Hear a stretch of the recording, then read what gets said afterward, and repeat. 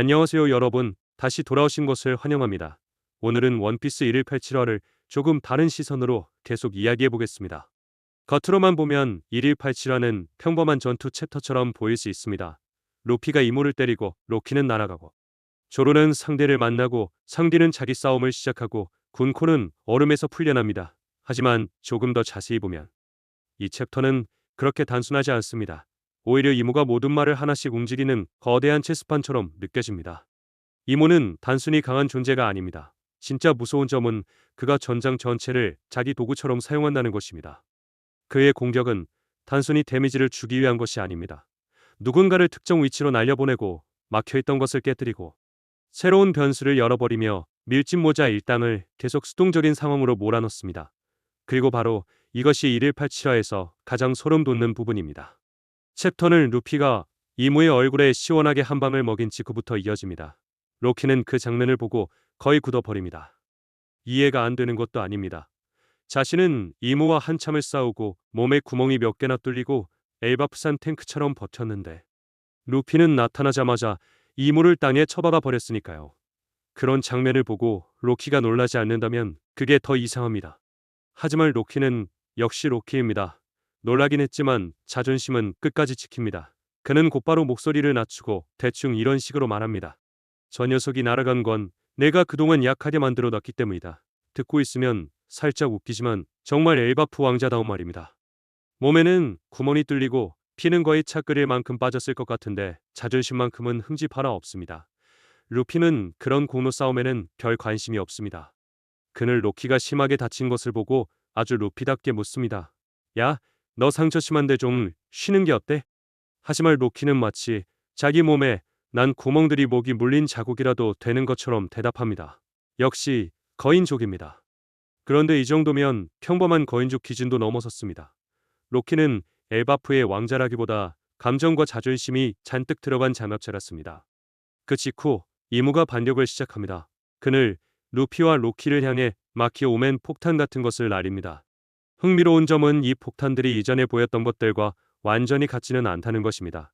이전의 것들은 훨씬 사악해 보였고, 웃는 얼굴도 너를 저승으로 보내러 왔다는 느낌이 강했습니다. 그런데 이번 폭탄들은 어딘가 기어 루피를 닮은 듯한 표정을 짓고 있습니다. 무섭기도 하고 동시에 좀 과장돼 보이기도 합니다. 마치 이모의 힘이 생명력을 흉내내고 있지만 그 결과물이 뒤틀린 가짜 생명처럼 보이는 느낌입니다. 그중 두 개가 로키의 가슴에 붙습니다. 정확히 이전에 로키가 찔렸던 부위에 달라붙습니다. 그리고 이어서 이모는 다음 공격을 날립니다. 거대한 검은 불꽃의 검이 표시된 위치를 향해 그대로 돌진합니다. 이 기술의 이름은 스티그마, 즉 마검이라고 볼 수 있습니다. 여기서 주목해야 할 점이 있습니다. 로키는 이번에만 찔린 것이 아닙니다. 이 아크에서 그는 이미 거대한 검에 여러 번 몸을 관통당했습니다. 샴록에게도 찔렸고 이모의 네메시스에도 당했고, 이번에는 스티그마까지 맞았습니다. 보통 사람이라면 이미 저 세상으로 전입신고를 끝냈을 상황입니다. 그런데 로키는 여전히 깨어있고 말도 하고 계속 싸우려고 합니다. 이쯤 되면 이 사람을 왕자라고 불러야 할지 신하그 샌드백이라고 불러야 할지 모르겠습니다. 하지만 이 공격은 단순히 로키를 쓰러뜨리기 위한 것이 아닙니다. 이문을 로키를 부룩, 나미, 오서프한키, 징배가 있는 곳으로 날려보냅니다. 바로 군코가 얼음 속에 갇혀있는 장소입니다. 그 전까지 이들은 슈리이자 군코를 가둔 얼음을 깨기 위해 온갖 방법을 시도하고 있었습니다. 듣기에는 간단해 보이지만 전혀 그렇지 않습니다. 이 얼음은 말도 안 되게 단단합니다. 나미가 번개를 내려쳐도 소용없습니다. 프랑킨을 레디컬 빔을 생각했을 수도 있고, 징배는 물리적인 힘으로 붓을 했을 수도 있습니다. 오섭은 현실적으로 속으로 이렇게 생각했을지도 모릅니다. 나 여기서 뭘 할 수 있지? 하지만 결과는 전부 실패입니다. 일당은 이게 정말 얼음이 맞는지 의심하기 시작합니다. 보통 얼음처럼 차갑지도 않고 단단함은 거의 다이아몬드급입니다. 쉽게 말하면 엘바프 냉장고에서 꺼낸 평범한 얼음이 아닙니다. 이것을 나그네 혹을 나타토스크와 직접 연결된 신화적인 얼음에 가까워 보입니다. 그리고 모두가 막막해하던 바로 그 순간 로키가 이모에게 날아와 그곳에 떨어집니다. 동시에 라그네도 떨어져 얼음에 닿습니다. 그러자 군코를 가두고 있던 얼음이 곧바로 녹기 시작합니다. 겉으로 보면 굉장히 오다식 우연처럼 보입니다. 우리 편이 아무리 때려도 안 깨지던 걸 적이 한 방 날렸더니 오히려 해결해버리는 상황이니까요. 하지만 저는 이것이 완전한 우연이라고 생각하지 않습니다. 이모가 미리 계산했을 가능성이 있습니다. 그늘 나그네 혹은 로키와 관련된 힘만이 그 얼음을 깰 수 있다는 것을 알고 있었을지도 모릅니다. 그래서 로키를 하나의 탄환처럼 사용해 궁코를 다시 해방시킨 것입니다. 그리고 이게 맞다면 궁코가 풀려났다는 사실은 반드시 좋은 소식만은 아닙니다.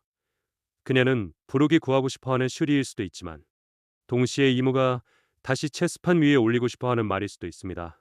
군코가 얼음에서 풀려난 순간 가장 중요한 질문은 그녀가 깨어나는가가 아닙니다. 진짜 질문은 이것입니다. 지금 그녀를 조종하는 것은 누구인가? 군코는 아직 슈리일까요? 아니면 이모가 명령만 내리면 다시 도미 리버시 상태가 되거나 하랄드 왕처럼 기억을 지워다 할까요? 바로 이 부분이 이 상황을 매우 위험하게 만듭니다. 밀짚모자 일단은 사람을 구하고 싶지만 동시에 그 사람이 언제든 무기가 될 수 있다는 가능성도 경계해야 합니다. 쉽게 말하면 선물 상자를 열었는데 안에 동료가 있을 수도 있고 시한폭탄이 있을 수도 있는 상황입니다. 한편 루피 역시 로키처럼 오맨에게 표시에 찍힙니다. 하지만 로키와 달리 루피는 곧바로 뭔가 이상하다는 것을 알아차립니다. 그는 방금 로키에게 벌어진 일을 보고 이 표실이 몸에 붙어 있으면 스티그마가 날아올 것이라는 사실을 이해합니다.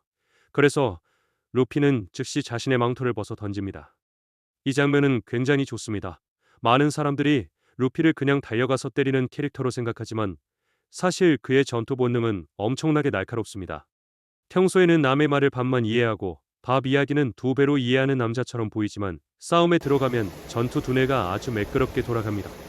루피가 망토를 던지자 예상대로 스티그마는 그 망토를 추적해 완전히 지워버립니다. 루피가 한 박자만 늦었어도 꽤 치명적인 공격을 당했을지도 모릅니다. 그 후 챕터는 주요 대신으로 넘어갑니다.